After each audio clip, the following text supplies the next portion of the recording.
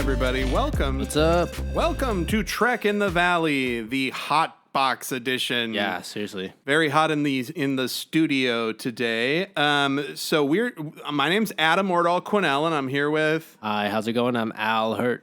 my buddy Al, and we are going to talk about some Star Trek stuff like we do every week. We record this in the sunny San Fernando Valley, hence the incredibly clever name. Yeah, and this time though we're going over the movies. Yes, and because we're in between, we're trying to retool for season 2.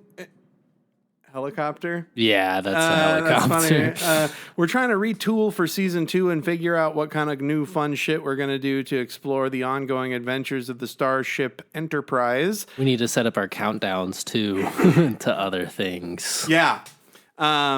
So we are doing we're doing a mini bonus season between season 1 and season 2, where we're talking about some of the, what's called, I guess, the Kelvin movies, the original cast movies. Now, Also the Genesis trilogy, right? Isn't that what you said? The Genesis trilogy is the Wrath of Khan, Search for Spock, and Voyage Home.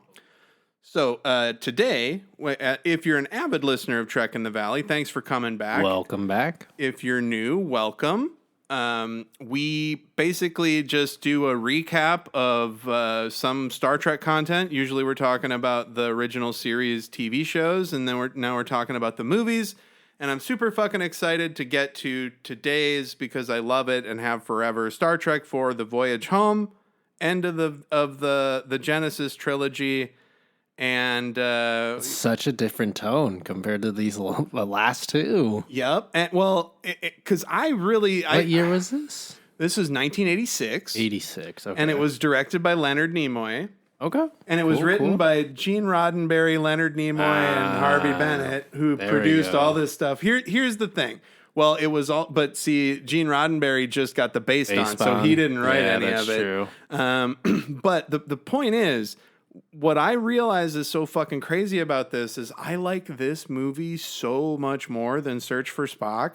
Yeah, I was about to say. It really feels like Leonard Nimoy learned something big about being a director in the interim, because it just really feels like the cast they're just being better directed. Hold on, I got to turn off the ceiling fan. Say something about the movie. No worries.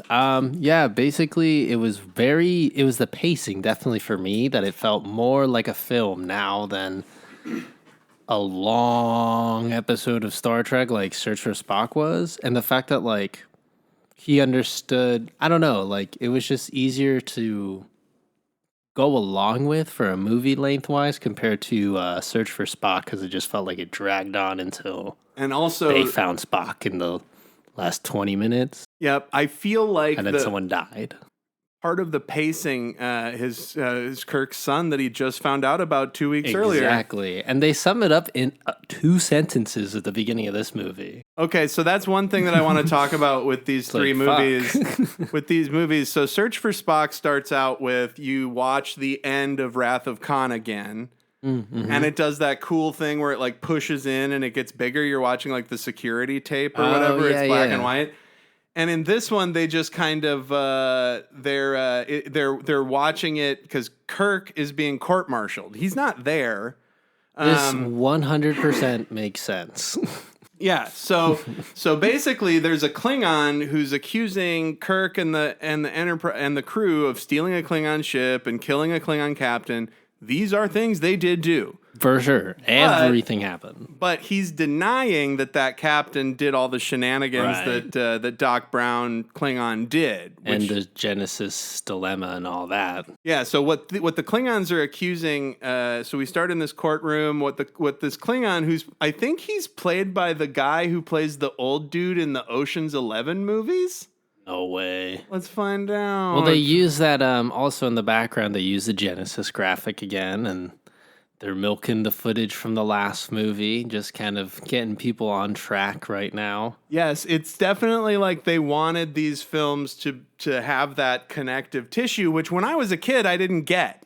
You know, I never really paid attention to that shit. I feel like your brain did, though. Like your subconscious, right, is like getting you all set for what's going to happen next. And I remember really enjoying this one, and we get an awesome scene with Sarek and the Klingon counselor. Such a good actor. I love should watch more of his shit. The dude who plays Sarek, of course, Mark Leonard, and Leonard, I yep. think his photo on his IMDb. Oh, he died in 1996. Third. His photo on IMDb is either him as the Romulan or him as Sarek from the original series. That's great. So why don't I have the captions on this shit? Oh, yeah. Anyway, so while all of this is going on, the motherfucking crew of the Enterprise, they're not even a crew of an Enterprise anymore. They're just people who have a stolen Klingon ship and live on Vulcan. And basically Sarek is there to defend Kirk. But they were there just chilling out while Spock was technically growing, right? His mind and shit. Yes. And it's only been a little while. It's been 3 months. 3 months since Spock was born anew and got his Katra back. He's just touching computers going like 502, 586. Yes. Yeah, and basically Question C.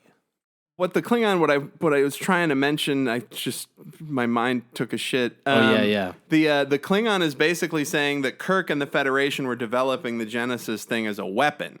Which is so fucking funny because that's what the Klingon crew wanted to do, that asshole. Yep. And so then we're on Vulcan, and there's just a beautiful painting. So many paintings. So there's the matte paintings on this are so good. The Vulcan ship that they have christened the HMS Bounty, which is from Mutiny on the Bounty, an old book, and I believe musical or something. Don't come at me, musical theater nerds. HMS. What does the HMS stand for? I don't know. I never knew that. I don't, and you know HMS what? HMS Bounty. I never will.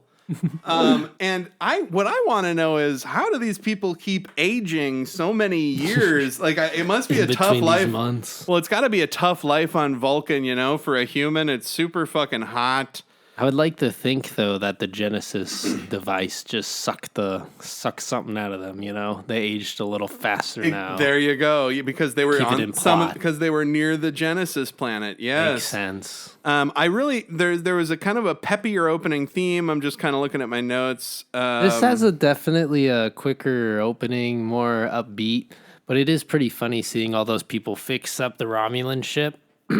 Or excuse me, Klingon ship, and Kirk being just like, all right, well, we're going to head out here soon, and it's a crew of what? Fucking six people. It's basically the bridge crew of the Enterprise is the whole crew on this, this, and Spock is on a mountain meditating, and basically they all come to decide that they are going to go turn themselves in, right? Oh, wait, and then here comes the crux of the first part, though. When Spock's doing his testing and stuff and answering random questions, the computer suddenly asks, "How do you feel?" And he's like, "What do you mean? It is illogical. Why is that? The question's bullshit. What the fuck? What do you mean? What's going on?" And all of a sudden, his mom comes out of nowhere.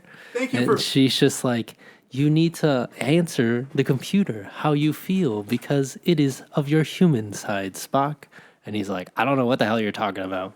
I'm gonna go." I'm so glad you brought that up because that's such a big fucking part of this is Spock reconnecting with his human side, and you see that because that's the B-plot. Because Kirk is always like, "Jim, you used to call me Jim." Yeah, and he's like, Spock is just like, "I don't know." Okay, and so basically, it's kind of gross though. How do you feel? So Spock's whole journey in this movie is basically him trying to learn how to answer that question. For sure. But I think it's like kind of gross though in a way of how the mom or his mom and Kirk, they're just kind of, I guess, forcing somewhat. They're like pretending like nothing happened, but Spock fucking died.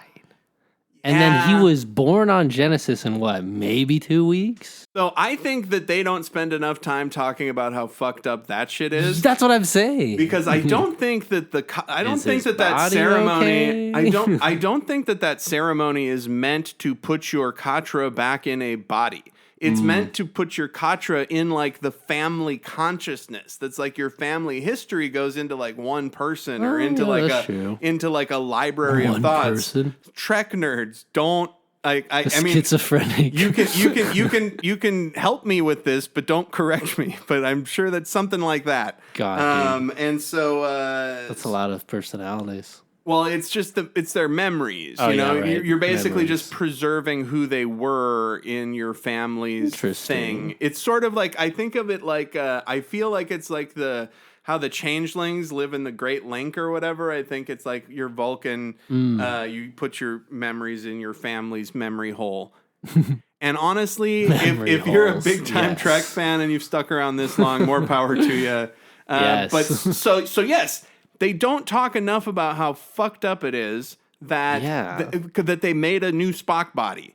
And Maybe that's the how do you feel question, but they're just like, you haven't thought about it? You don't feel different? well, But it's- also, that's weird. I think that what they're trying to draw the distinction between is Spock's like mathematical, logical Vulcan side, and so like the human side, that's not his Katra. No, You know, his Katra is Vulcan, the right? experiences that he has made So, him human, I believe. exactly. Right? And- 'Cause and of the so show that's- and shit. We see well- him getting nicer, right? Yeah, and he's always been half human, and he's always been like that's always been a source of struggle within himself, right? Mm-hmm. And so it just really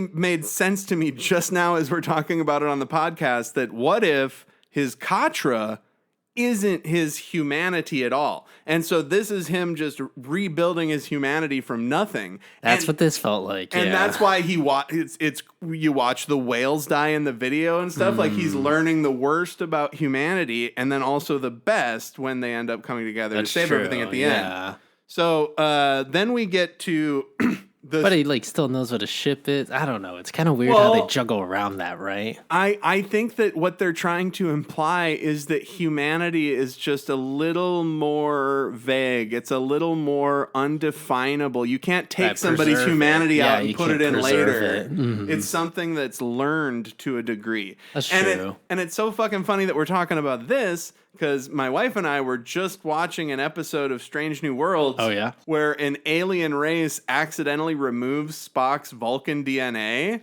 So he's just completely human. And it's really fucking funny. It's a great episode. I look forward to finishing it later. But yeah, it's interesting what was transferred and what he's got to relearn. And I think that what they're saying is it's those human-y relationships. You know, like relationships between people seem more important to humans than they do to Vulcans. Well, it's also too though with the it goes back to what Spock was saying about Khan and stuff, and he's like, Khan might be a really good captain, but he's never seen that crazy antics that you do, Kirk. Like he doesn't have the experience of like the Corbomite maneuver. He doesn't have the experience of like dealing with poppy seeds that blow up in people's faces. Like he doesn't have the experience of like all those, you know, I don't know, just like wacky ideas that he's just trying to like throw off of a whim. I think that's part of the experiences that like He can I guess improvise. Improvise, yeah. Yeah, he can Just improvise. Spock seeing more of like the human errors and how people can, I guess, pick themselves up. Exactly. And how So you it's learn. interesting. Yeah, yeah. Which is interesting because Vulcan, like Spock is doing a test in those scenes. Like, and it's True. It's awesome because we see different versions of this test throughout all of Star Trek. Like there's he's doing it in the J.J. Abrams Star Trek, the first one that we watched. Oh yeah. Or we didn't watch the first No, one. we didn't see the first one. We But saw yeah, some the of the second second one. one. Yeah. But yeah, so he's done these tests before where he's got to answer these questions, and then the how do you feel?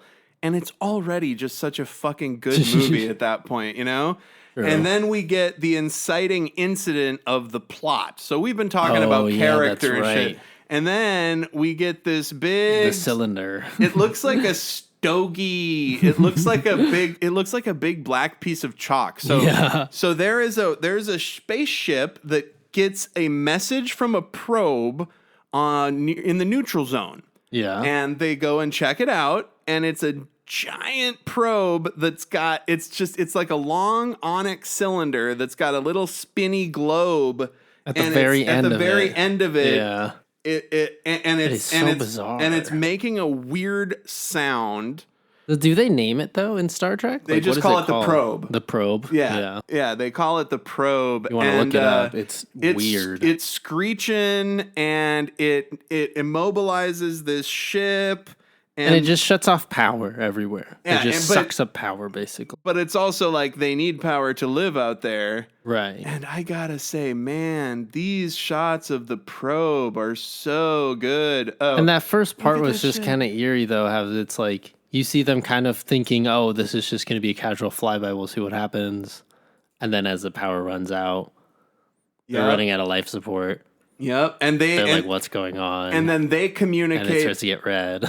Yep, and then they that ship as they're dying, they communicate back to Earth, to San Francisco, to Starfleet headquarters, that there's a probe, and the probe is headed for Earth, making this screeching, and it's causing all kinds of problems.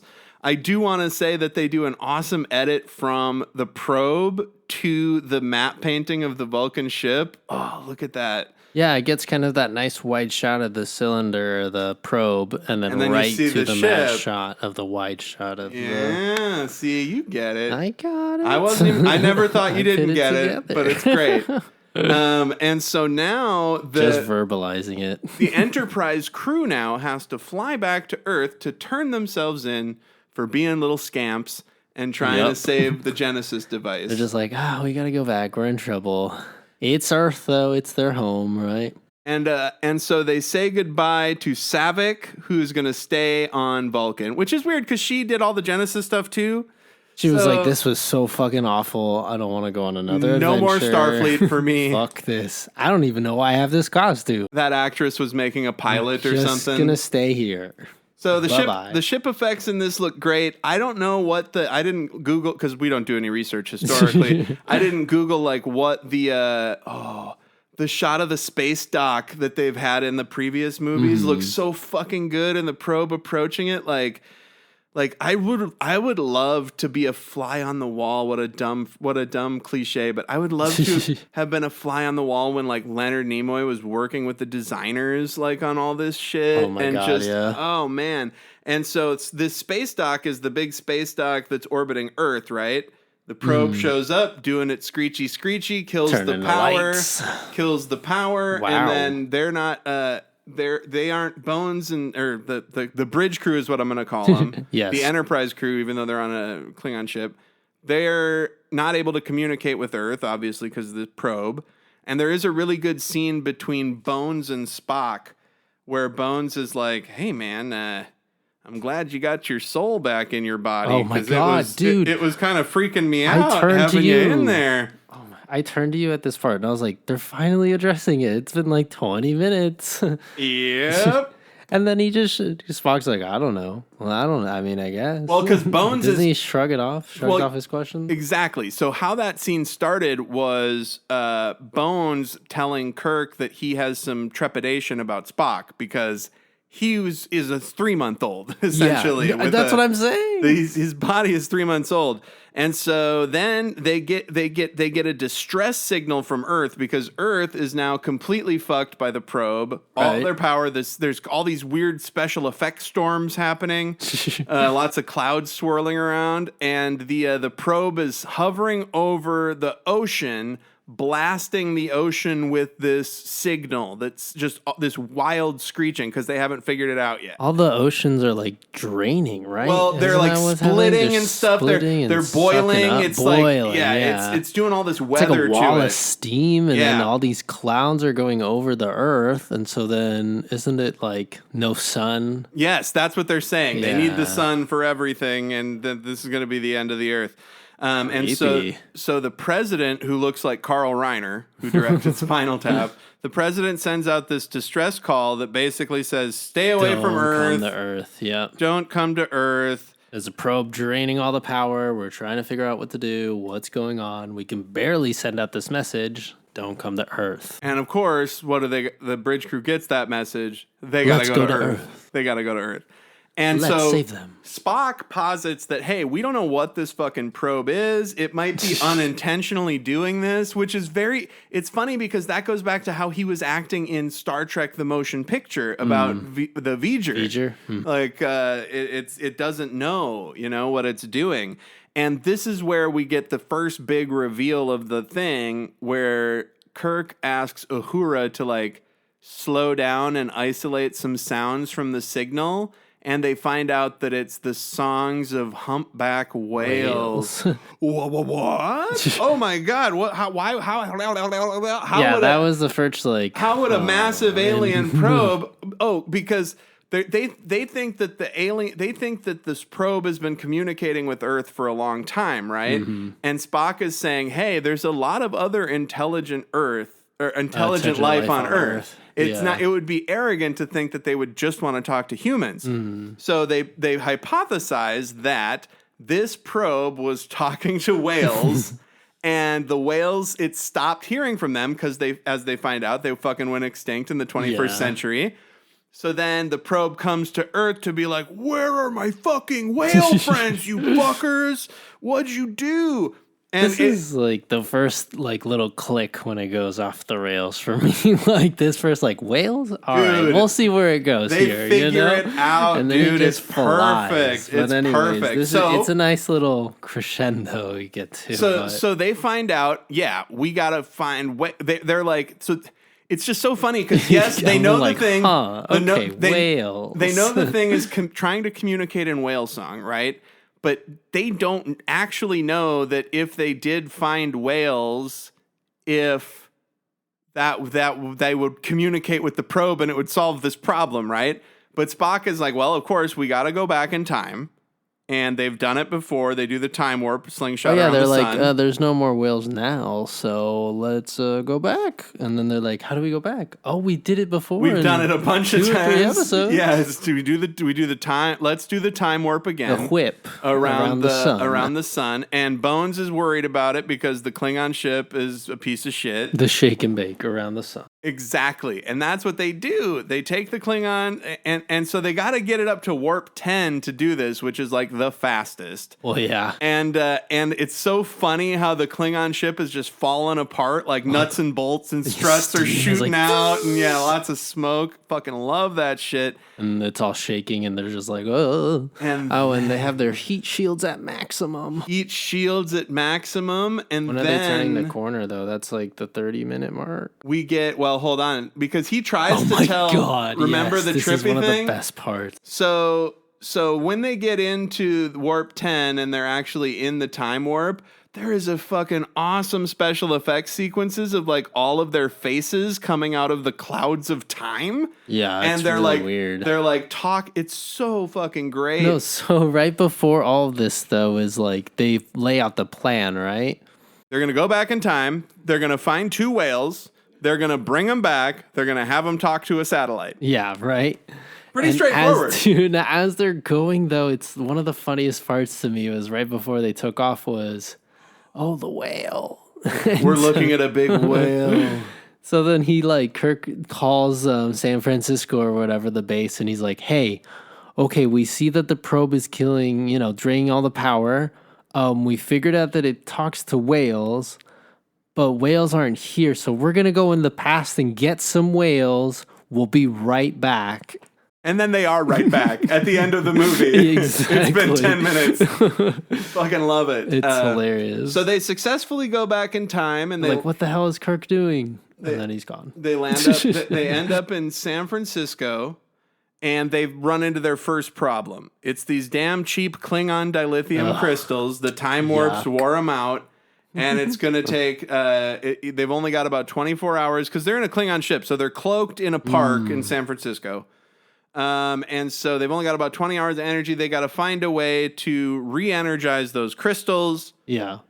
How do they do it? So before we get into this next, because Act 2 in this movie is great. Because it's like they all split up into little teams that have to go have their adventures. I fucking love this shit. Yeah, it starts building up pretty well. It's so good. And so they've got a few problems to solve. They got to get the whales. They got to re-energize the crystals. and they have to make a giant tank for the whales on this falling apart Klingon ship. Yep. And that's Bones and Scotty are going to make the tank. Uhura and Chekhov are going to go deal with getting some stuff for the crystals. Oh, yeah. Nuclear vessels. They find out that they could use a clean nuclear reaction that they could make. They basically have to collect some nuclear photons, and then they're going to use those photons to re-energize the crystals.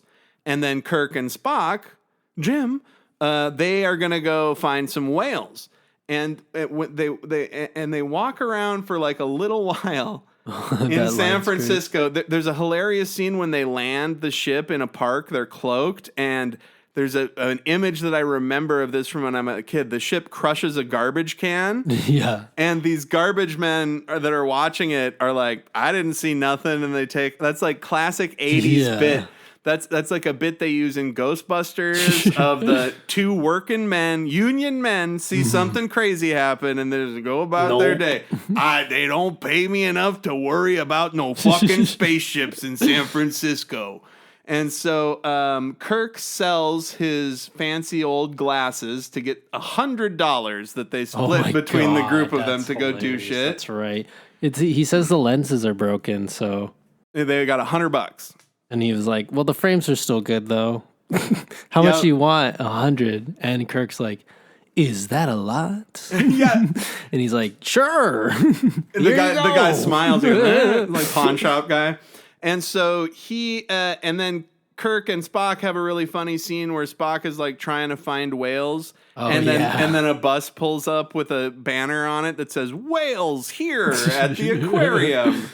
So they go to the aquarium first off, they ride a bus where there's a punk rocker. Three back-to-back just funny parts that just happen. Banger, Just funny. We were obviously probably baked when we were watching this last night, but I was hooting and hollering. I forgot how fucking funny this movie was.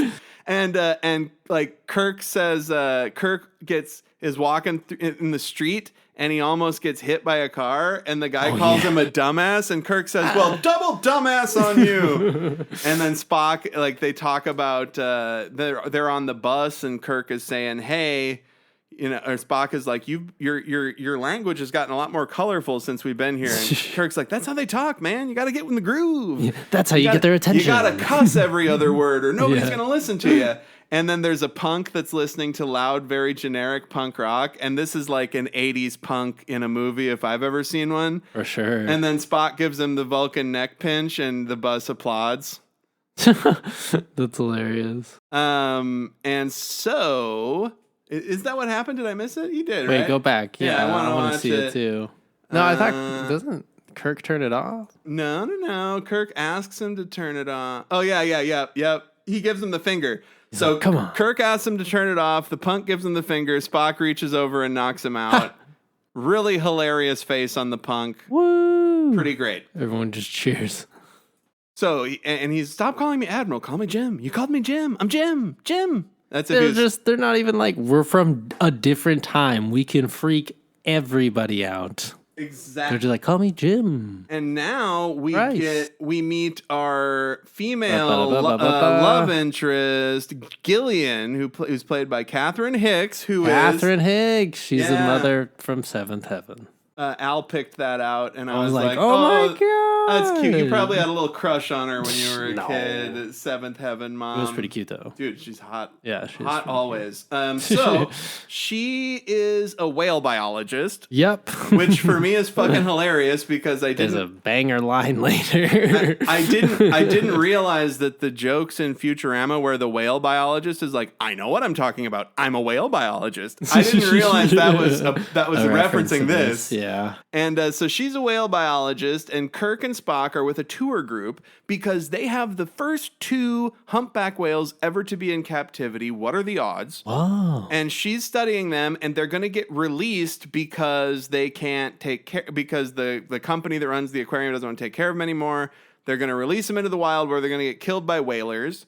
And then Leonard Nimoy and the producers of this film make us watch an anti-whaling video for far too long. Whoa. Very grisly, them killing these humpback whales. And I think And this is such a critical. We're watching it right now. It's such a critical point. It's such a critical point in Spock's development as a human, seeing that. And there's also He's like a old 3-month ladies. child. I've thought about that ever since I was a kid. Like the fat on the whales as they're cutting it. It's just like, I wouldn't make a yum yum sound like you just did, but. Oh yeah, give me that. Know. That oil looks good. Niguri. That's like, so gross. Whale Think about the sushi. smell, dude. Yeah, I can't even imagine. Like, and that video was very tame. Brutal. That video was very tame. The reality was there was 1,000 dead whales in the bay. Like it was thousands fucking and thousands crazy. and thousands of times. So they go out and they see the whales, and then Spock disappears for a little while. Where is he? And then we see him swimming with the whales when they go down to meet him. And she's doing the tour thing, the lady. Yeah, and Kirk's Gillian. Like, Gillian, excuse me, not the lady. Or Jillian. Gillian. And Kirk's like, oh my God. Hilarious beat in of his face. The tour group sees Spock swimming with the whale. And so they're talking about whale song, right? Yeah. And she's explaining how the whales communicate over hundreds of miles in the ocean and apparently thousands of light years in space. Or maybe the probe passed by Earth and talked to them or something. But the point is, she's talking about whale songs, and every 8 minutes in this movie, there's a good joke. It's like a comedy. Yeah. It's basically a comedy. Seriously. And so there's an old lady on the tour, and she's the tour guide Jillian says, and we just never know who they're talking to. And she goes, and the old lady on the tour goes, maybe she's talking to that man right there. And it's like Spock mind melding with a fucking humpback whale. No, and there's a really funny line right before, too, when they're outside looking at the whales initially. Kirk does this line, and it sounds just like Brannigan to Kif in Futurama, and he's like, perfect, Spock, there's two of them. There's a man and a female, and they're both together, and we can just beam them out quickly. Yep. It was great. And it's just like, oh, God. Like, there's a lot more to it than that. This is such a terrible idea, though. And so it's simple. So Jillian and Spock and Kirk, obviously they get kicked out. Jillian kicks him out of the aquarium. Spock, she's like, what the hell are you doing swimming with them? And Spock is explaining that he was communicating with him, and Kirk is like, he's kind of a kooky new age guy. Yeah. Do you see his robe? So basically, we find out that Spock mind melded with the whales. And he's like, well, what did they say? And he's like, did you ask them what we're going to do? About what we're going to do? And Spock goes, I think I adequately expressed our intentions. Like, you got to try to explain to a whale, like, we're going to beam you onto a ship into a tank, and then we're going to fly around the fucking sun, and then we're going to put you in a stormy ocean under a giant probe and hope that you tell it to chill out. The water might be a little hot, but ridiculous. And so while that's happening, Uhura and Chekhov are trying to get the nuclear vessels. They're looking for nuclear vessels that they can steal photons from, and they find the Enterprise. And that's like Chekhov contacts Kirk, and they're like, he's like, we found the nuclear vessels, the Enterprise, and it's the old flagship Enterprise or whatever, or the Enterprise of the Sea. And then Jillian picks Spock and Kirk up, offers to give them a ride. They have a bunch of very funny fish out of water conversations about they can't say they're from the future or whatever. And so then as they're walking up to the car to get in, he's like, Kirk is explaining to Gillian why Spock's so wacky. He's like, he's a little out there. He took too much LDS. Yeah, he said he took too much LDS in the 60s. LDS in the 60s, yeah. And it's like funny on both ends that like, one, he would even say that, and two, he got it wrong. So she says she hates macho stuff. They're talking about the whales and how she's worried about them. And yeah, they kind of care, don't really care. They're just asking more about the whales. This seems so creepy from an outsider's point of view. If you had no idea who they were. And then after all of this, Kirk asks her out to dinner. Yeah, right. And she says, "Do you like Italian?" He says, "Yes." While this is going on, Oh, right. we've got Scotty and Bones. This is the best, dude. Scotty is pretending to be a professor of some engineering of school, chemistry, yeah. a professor of chemistry, yeah. and Bones is his assistant. And they're at a plexiglass manufacturing place called Plexicorp. because they need plexiglass for their whale tank inside the Vulcan ship, the HMS Bounty, or the Klingon ship. And so how they're gonna they got to figure out how first off. The guy doesn't want to give them the tour because he doesn't know anything about them coming. Scotty puts on a really big show. They get the tour. And at the end, basically Scotty gives this guy the keys to super thin plexiglass. and in exchange, he's going to get a helicopter and all the regular plexiglass they need to make their tank. And Bones is like, "But Scotty, didn't you just change the future?" And Scotty goes, "How do we know he didn't invent it?" And they laugh, and it's like, well, don't you know who invented it? Yeah, right. It's a formula that you knew off the top of your head. No, and also, too, the whole bit with the computer where he's like, computer. Scotty approaches the computer to show the guy the formula, and he says, "Computer? Hello, computer?" And then the guy says, "You have to use the mouse." And Scotty goes, "Oh, yeah." And Bones he picks hands up the mouse. He picks up the mouse, then he says into it, "Computer? Hello." Fucking hilarious. And then he goes, "A keyboard, how quaint." And then he hunts and pecks rapidly with his two index fingers. And then he shows him and the guy knows exactly what it is, super thin, whatever, right? And so they got to, and then Kirk. How do we know he didn't invent it? That's insane. How do we know he didn't invent it? That's so they just took that away from the person who did invent it. Kirk has a very tense and also intimate dinner with Jillian, and he offers to take the whales somewhere where they would be safe. And she says, "Where could you take them? My whales." And Kirk says, "It's not so much a matter of place as a time." The time would be right now because they're going to take the whales ASAP. He's like, "When are the whales leaving?" She says, "Tomorrow at noon." And he wants to get the radio transceiver wavelength of the whales frequency, so that they're tagged with, so he can find them. And she's like, "No, that is classified information." And one of the whales is pregnant, and they're going to be put out to sea at noon tomorrow. Oh, this is why she believes them, though, is because Spock is like, "Oh, the whales really like you.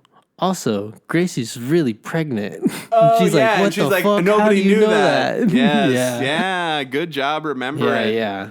I was like, how does she let him in their car? Chekhov and Uhura are capturing photons in a little photon catcher. She drops Kirk off at the park. Yeah. And where he goes and he gets beamed onto a cloaked ship, and they're course talking to Uhura and Chekhov over the radio, and they get captured. Chekhov does a noble thing, though. He's like, "Uhura, you go first. You take the collection. I'll just stay here." So he gives the photons to Uhura. She beams back to the Klingon ship, and then he's like, "Scotty, anytime." And then he gets captured by the security at the Enterprise, the ship that he's on. And that leads to a very hilarious scene where he's being interrogated, and he says he's from the future, and they're like, "He's a Ruski," and he goes, "That's the stupidest thing. Of course he's a Ruski," but then they use the R word. Yeah. And that's there's like a couple or something. Yeah, there's a couple times in this where they use some out of date language. And then Chekhov says he's gonna stun him. He gets up and grabs the thing. And then he runs away. It's so funny. He tries to use the phaser and it doesn't work. And then he goes, "It must be the radiation." And then he just runs. He just books it out. There's some so many good chases. Little gag of There's so many hilarious, exciting chasing, and the way he's running too is just so silly. And then everybody hits the deck because there's armed men chasing him. Oh my god! And then he gets beamed out. No, he falls. Oh, he falls and hurts himself. He falls at him. That's right. right. Penny gets beamed out. And he looks like a dummy. Yeah, he goes, like whoa, he falls, and then the soldiers are just looking The down at soldier's what like, is "Ooh." obviously a mannequin. Yeah, right. Like, oh, I'm gonna watch it again now. He's just running full clip, and then he turns around. Doesn't he jump? Yeah, he jumps off the edge of something here. And where is it? Where is it? Here he goes. yeah. Oh, he falls, and then he just falls. And then they show. Now, what I want to know is why would they use that doll? That's like it looks, yeah, look at his wrist. Why would they use a fucking dummy for that instead of having the actor lay there? That's so strange. So now they got a problem because Uhura's back with the photons. They're getting ready to reignite the crystals. But they're going to go get the whales. Checky. But oh no, Chekhov is nowhere to be found. And then I can't. They decide to go back. Well, yeah, they're going to go get him. They got to get him. They got him. So they're going to go get Chekhov, and while they're figuring that out, Jillian shows up at the aquarium, Tank and empty. the tank is just drained. It's so strange. Yeah, like how would quickly. they? Why would they do that? Like so the tank is just drained, and there's like one guy mopping, like one person mopping to kind of drive home the point that this shit is closed. Yeah. This shit is done. She's mad. Her boss is like, "Oh, I did it at night because I thought you would be too emotional." No, and he goes, the press, they would be everywhere. But also he says, it would have been good. Besides, we thought you sent them away. It would be easier on you. Yeah, right. And she's like, I didn't get to say goodbye to them. She slaps She him. goes, you son of a bitch. Son of a bitch. And then she drives. I hate you. Then she drives right to the park and starts screaming for Kirk.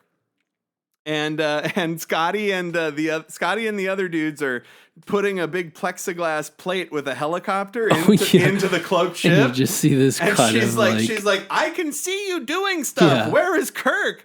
And then the jig is up. She explains everything, and they've got to go get Chekhov out of a hospital. And he goes, wait, we'll need to disguises again. And then they do the little gag of them being in disguises in a hospital. And there's a lot of cool little things in this. And this is a great joke. Bones is hilarious. walking by a lady who's got problems with her kidneys, and he looks at her chart, and he goes, dialysis, what is this, a goddamn cave hospital or something? And he goes, the fucking Stone Age is here. He goes, drink this pill and shut up. And then he leaves, and later she's being as the bridge crew are escaping, as they're cheesing it later, she goes, that guy gave me a pill and I grew a new kidney. And it's like the funniest fucking shit I ever did see. And then Kirk and Jillian and Bones are going to get Chekhov. They get him, and then so Chekhov is under the knife. Exactly. That's a bigger reason why they go back. Yeah, exactly. Yeah, because they're worried. Bones is like, I can't leave him in a goddamn 20th century hospital. Yeah, they're butchers. Tortured. Yeah, exactly. They're gonna put leeches on him or some shit. And hey, I mean, surgeons love surgeon. So then basically Bones, they threaten the doctors and the nurses to get the fuck out of there so that Bones can fix the guy. And fix him he does with a thing that he puts on his head. And then he wakes up, and then there's a chase as they wheel him out. They escape, and they're running around, and Chekhov puts his head up, and Kirk's like, not now, Pavel. Yep. And just keeps pushing him. Great stuff. Good physical comedy. Good chases. There's a lot of funny shit in here, dude. And so this is where Kirk and Jillian have their moment where he's like, you have to stay here. And she's like, I want to go to the future with my whales. And he's like, literally, nothing will make sense to you ever. And she's like, I don't care. Your brain is going to melt. And that's why I'm so glad that I've watched so much science fiction. When I get the chance to get taken into the future, I won't be so scared of things. So then just as Kirk is beaming back onto the ship, she hugs him and she gets beamed onto the ship too. And then they're like, well, I guess we're just taking her with to the future. They don't drop because they've only got X amount of time with the crystals or whatever. They got to go now. So they just whatever. Fuck it. Take her with. Also, she does know she is cool with the whales. She's a friend of the whales. She's the whale whisperer. Yeah, we should bring her with, even though Spock can just talk to the fucking whales directly if he wants to. True. So now they've got a Klingon ship with 2 60-ton whales in it sloshing around. Oh no, the whales are let go already. So then they have to get the I am frequency, fucking dude. this Yeah, man. up. And then that's how they go and find the whale. All right. I got you. Rewind. So they bring her. She's like, she gives him the frequency to It's like find the whales. 401 megahertz or some shit. To find the whales, and then he's leaving, and she grabs onto him. She's gonna go with them to get the whales. Okay, at this point, we have people flying in the sky in the past, 1986, presumptually, looking for 2 humpback whales in the ocean who are, as Adam comedically says when we were watching it, immediately fucking hunted like 2 hours after they're dropped off. So she said, "Yeah, whale hunting is at an all-time high this season." Right? And so these whales have been. They let them out at midnight, and it's like 7 in the morning or like 8 or something. And they've already got a whaling ship on their movie ass. Shit though, where they're like, "What is that ahead of them? A whaling ship? No." And so now it's save them. Now it's whaling ship versus Klingon ship. Oh, and it's so great. Hilarious beat where they shoot the harpoon. Mm-hmm. And I go, oh, I bet that harpoon's gonna hit like an invisible ship wall, and it totally does. And then what do they do to these knobs? And I like how it looks like they're Norwegians. They didn't go the super. They could have made them Japanese and been assholes about it, because it is the San Francisco, it is the California side. But no, the base, and also they just show the ship to the whalers to scare them away, and it's so funny because the whalers, much like the garbage men, are just like Nope. We've seen, and they've seen they've probably seen UFOs. They've seen spaceships That's probably before. some seaside tales, at a bar or something. And now Scotty's got to work his magic on the transporter pad. He's got to sing to the transporter gods. Like, God, this is the heaviest shit I've ever moved in the transporter. And like, I've never moved, because it's not just the whales, it's the water. It's the water, sir. You got to bring all that fucking water with him. And so they do it, and he gets them. And what does he say? He goes, "There be whales, sir. There be whales." They're like, "Let's get out of here." And now they've got to fly around the sun. But with the whole whaling sequence, me and Adam were just way crueler about it. It was just like, Chekhov, all weapons armed, destroy that just shit. blow up those whalers immediately. Melt the whole thing. And then they could have actually done targeted strikes on every whaling institution in like 20 minutes. They could just fly over the ocean, destroy every whaling ship, end whaling forever, and then fly back into the future. Target every whaling area. Target every whaling ship in the goddamn ocean. Sulu. Aye, Captain. And then she sees the whales. Oh, they're so cute. And the beasties seem happy to see you, Doctor. I love how he just calls them the beasties. Hilarious. Yeah, me and Adam were like, oh, what the fuck, man? She miracle. Clearly loves whales. And then she says, "Mr. Scott, you beaming them up was a miracle." And then Scott says, "The miracle's yet to come." He's like, we have to do space travel again. We have to fly around the fucking sun in this bucket of bolts. Fucking whales. With these gigantic whales. And it is a... Oh, and he goes, you might have lived longer. Where he goes, oh, right. So then... she says, I belong here. I'm a whale biologist. Yeah, that's the line. Yeah, because Gilligan was, she goes, wait, Scotty says we're not going to stay here that long? What does that mean? And Kirk's like, well, we might die getting back home. Like, you might have been safer, where you were, like, in the present. And she goes, I'm supposed to be here. I'm a whale biologist. Yeah, dude. And it's like, come on. No, that's... And Adam she's like, this is right. That's where that shit's from. She's right where... She's like, I'm right where I'm supposed to be. With whales on a spaceship. Of course. And so then they have a bumpy ride around the sun. It just hits. It's such a funny line. And they have a very bumpy ride around the sun. That's all the energy I can give you. Scotty's doing is, I cannot give you no more. Do you know what's funny, though? This room is getting just as hot as the cockpit, dude. And so they get back to Earth. It's all storms. Oh, yeah. And then they get out in the water. But shit. We got to free the whales. They can't get the whales out because there's some bullshit. There's like a latch that's broken or something. And Kirk swims down. Because it's the captain. Much like how it's just like how Spock did the radiation thing in the last one, risking himself to go pull something heavy. True. And so Kirk's got to go down there and do the latch to let the whales out.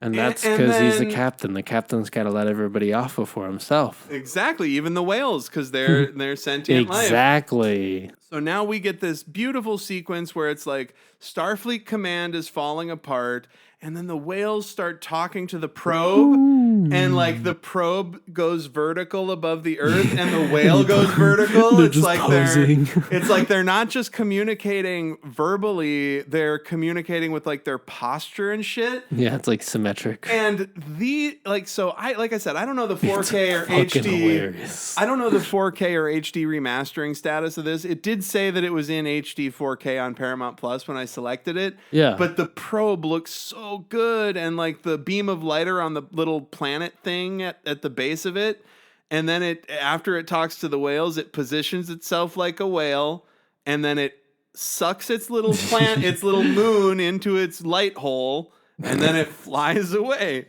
Yeah, and it was kind of funny. It was like, I mean, I was just telling Adam too, I love that it's not a regular ship. It's not like conventionally looks like a ship. And that just kind of makes it more terrifying.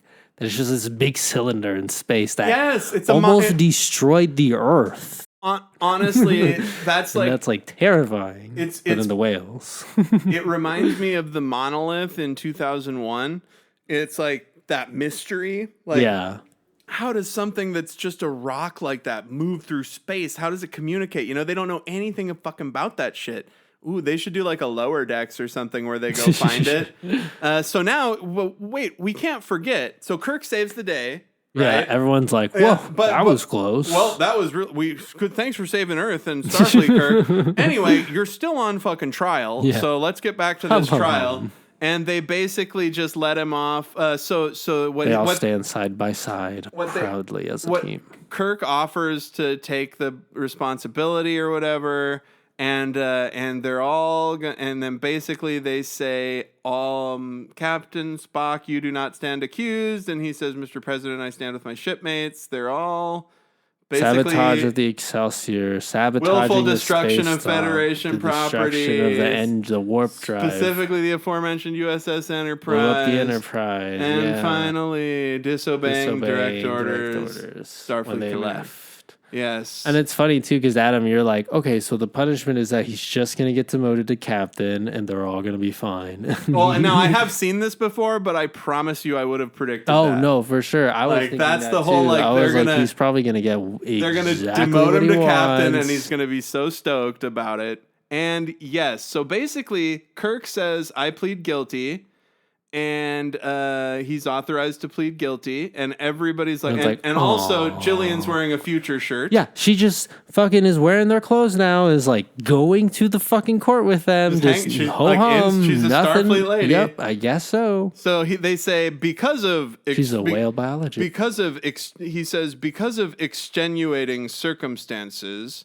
what does he say? Because of certain mitigating circumstances, The Earth almost blew up. You just saved the Earth. The charges are summarily dismissed, and everybody laughs. And then he says, it's the judgment of this council that you'll be reduced in rank to captain. Oh, cool. Because they basically say, that's what you do.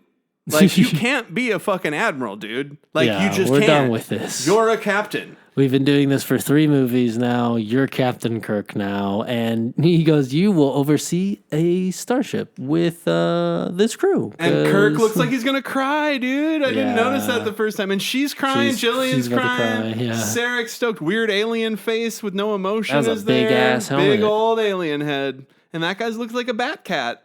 Oh, the fucking bald effects in guy. this are great. And Yeah, then... she's just chilling there. Do you know what's funny, though? She's probably the only one ever that could probably communicate with those whales. But something even funnier happens, though. As they all are saying bye, or before, excuse me. Yep. You know, Kirk or Spock talks to his dad, and they have a little father-son moment. But anyways, Jillian ends... She goes on another fucking ship.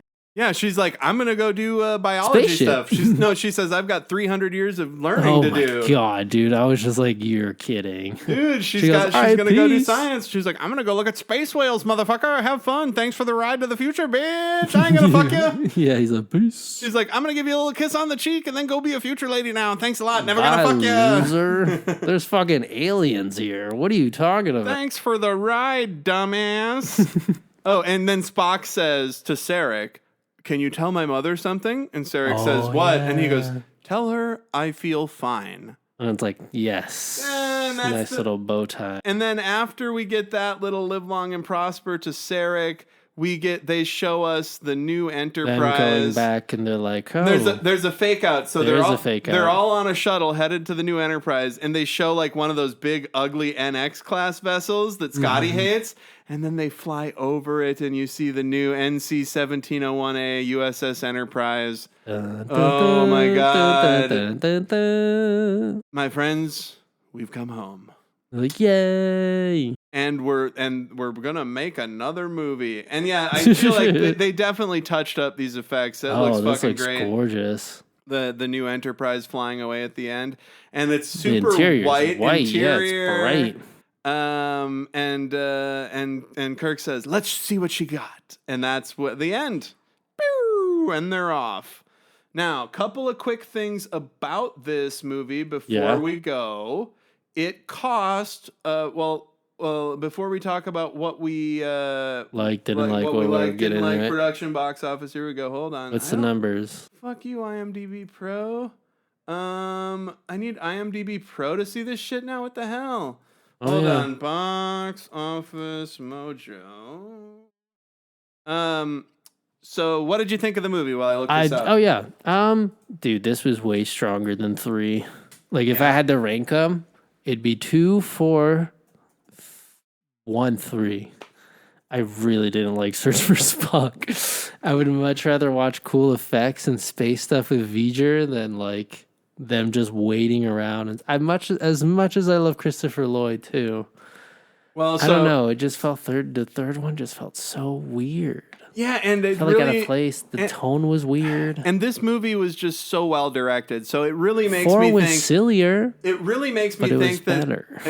it really makes me think that they didn't, and I don't usually, and those episodes of Star Trek where they're back in time are not always my favorite, because I like the ship, I like the sci-fi, I like the space. Yeah, that's me why too. I watch this it's shit. kind of pointless for them to just dress up. They kill it when they do it sometimes, and this was a very good one. The fish out of water stuff was pretty funny too. Yes, and like the double dumbass on you. Yeah, the double dumbass on you. So this movie made about $110 million worldwide. It opened with about 17 million, and I can't find. Let's see. Go to title summary. I can't find the budget because of. What? You don't want to show you the budget? Yeah, well, because fucking IMDb doesn't show you that anymore now. Weird. It's weird because see full company information, see details at IMDb Pro, see? Bullshit.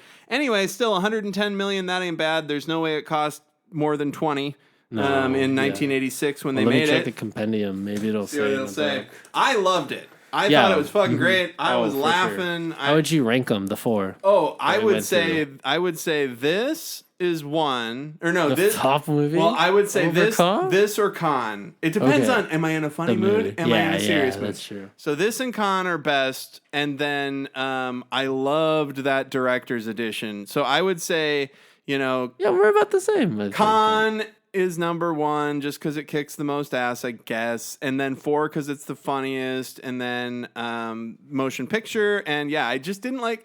I would watch Search for Spock again in the future, but yeah, it just did not, quote unquote, do it for me, as they say. Holy shit, I just remembered that it's fucking Friday and I don't have to work tomorrow. Oh, I know. This random jumped in my fucking head. Oh my God. Anyways, this shit was wild though. I think what was interesting was Voyage Home, right? It was quite literal. Like they were coming back to Earth. They had to save their home. Spock was coming back to his humanity. Yeah, that too. And they're giving whales a new home, right? Their voyage home. Lots of voyages. That's why I do this podcast with you, man. It's not just because you're one of the cooler people at my job that I talked to during the pandemic. Well, that's great. Yeah, so we loved it. Yeah, it was pretty good. And this might be the end of the mini bonus season. So we're probably going to take a little break because it is hot as fuck back here where we record, and there's really nothing we can do about it.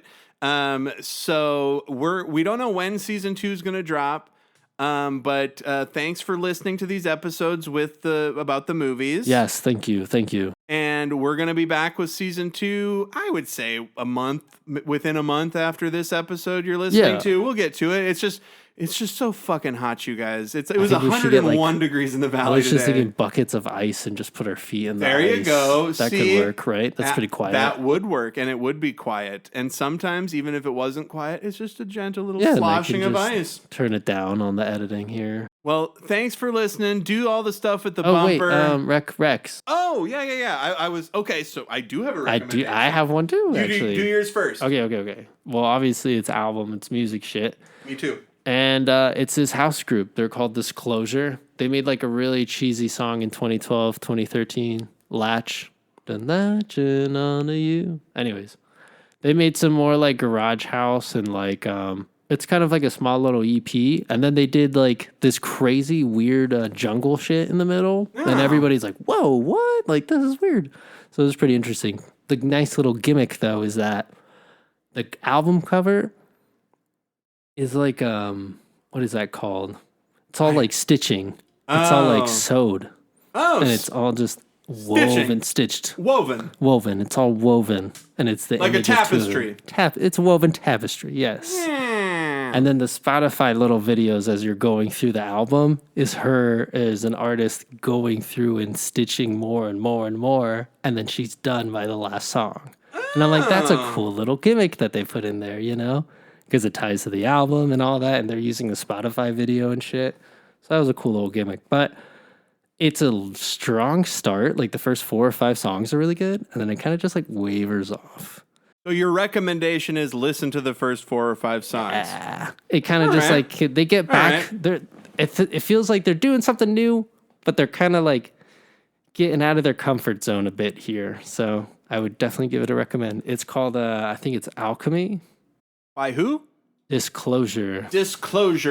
Alchemy. And my recommendation is also music, which isn't always the case with me, but I recently got back into this band that I love called King Gizzard and the Lizard Wizard, and they kick so much ass. And I first became aware of them in 2017, I think, when the guy, the leader of the band said, we're going to release 5 albums next year. It's an indie band, right? Yeah, King Gizzard and the Lizard Wizard. Mm-hmm. He said, we're going to release 5 albums next year. And then they fucking did it. And they're all great. They're all great albums. This band released 5 great or very good albums. Some of them are better than others to me. Like I prefer others, but they're all they're all like objectively good, right? Okay. And then I just kind of stopped listening to them. Really, I've heard hits here and there. Well, so I recently got back into them, and I found out that they released 6 albums last year in 2022. Christ. I feel like there's a story behind it, like he wanted to do one more than he did before.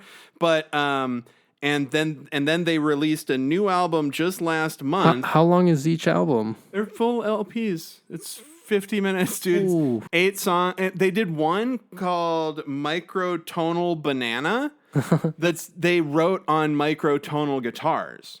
So like, I don't really know much about it, but microtones, I believe it's, God, now we're going to get yelled at by the music nerd. So I believe that microtones are like between the half step, or something, but they're weird special guitars. Right? Yes. It's a different scale. It's a different scale of the neck and shit. So anyway, and then I was like, let's see what they've been up to. And they have a new album out called Petrodragonic Apocalypse. Or whoa, hold on. Sorry, I'm looking no, at that's okay. The cover. Oh yeah, dude, they fucking kick ass. Sick. You can go watch. They have a lot of good live performances on KEXP. Yeah, microtones, dude. That's I was right. Nuts. Yeah, it's between the. That's nuts. So that's super cool. The frets are like all different on each string. Yes, just trying to describe it. And they're just spaced differently because it's a different scale. It's so fucking crazy, right? So their new album has a rad cover. It's like a Gila monster and like pollution in the background. I've been seeing that cover everywhere. So this album is really called popular. That cover. This album is called Petrodragonic Apocalypse, or Dawn of Eternal Night and Annihilation of Planet Earth and the Beginning of Merciless Damnation. It's fucking kick ass. So something about King Gizzard and the Lizard Wizard is every album is like they're a different fucking band. Like it's just like they write albums like other bands write songs. They're like, we're gonna write an album that sounds like this, and they just write 10 songs that are like that, you know. And with this, they did a stoner thrash album. And it just fucking kicks ass. Like, it's as good as... And they were, like, kind of a jammier band, you know? They do a lot of psychedelic stuff, very trippy shit, lots of effects, lots of, like, weird time signatures and stuff. Of course, the microtonal guitars and whatnot. Right. But if I was going to... So I recommend this album, the new one. Just fucking with another scale is pretty impressive. And I will say that of the previous albums... I haven't even listened to all their other records because they have so damn many. My favorite one before this one was called Polygona Land. And that has the opening song, Crumbling Castles, that just fucking kicks ass. So check out... Damn, these covers are sick.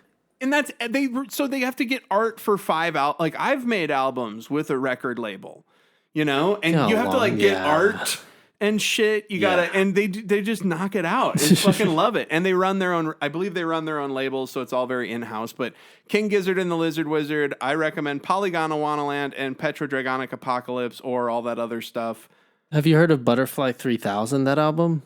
Yeah, I have heard of it, but I haven't heard it. Okay, it's funny because I was listening to remixes of that, and that's how I heard about King Gizzard and the Lizard Wizard. You were listening to a remix album. God, they're so fucking cool. Yeah, they got a lot of range. Dude, so thanks a lot. Thanks for listening. Oh, yeah, of course. And next time we'll be on the second season. Season 2, check off. Yeah. Peace out. Listen to the bumper. Do the stuff it says. Thank you. Bye. Thank you for listening to Trek in the Valley, which is hosted and produced by myself, Adam Ordal Quinnell, and Al Hurt. If you like the podcast, please like, subscribe, rate, review it, do all the things that people do. If you want to find us on social media, that information is in the episode description on your favorite podcast app. If you want to send us an email, you can do that at trekinthevalley, all one word, @gmail.com. Thank you so much. Keep listening.